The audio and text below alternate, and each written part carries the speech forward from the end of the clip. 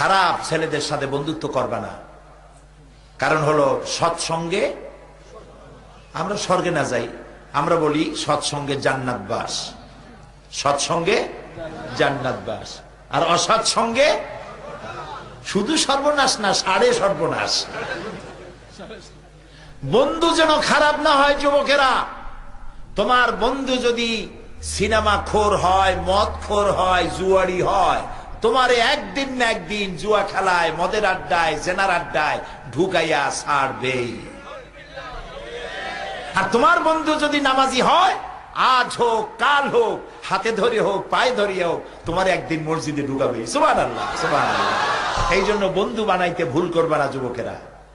ভালো ভালো ছেলেদের সাথে বন্ধুত্ব করবে। আজকে বলবে যে দেখো একটু ফেন্সিডিল খাইলে কি হয়, মাপসায় নেবে আল্লাহর কাছে, পরে একটু টেস্ট করে দেখো, ভালো ঘুম হবে। নিজের রাজা রাজা, নায়ক নায়ক, জি একটা জ্যাকসন জ্যাকসন ভাব হবে। খাইয়ে দেখো, 2 ফুটা খাও, একদিন খালি কি হবে। শয়তানে কিন্তু এরকম বলে।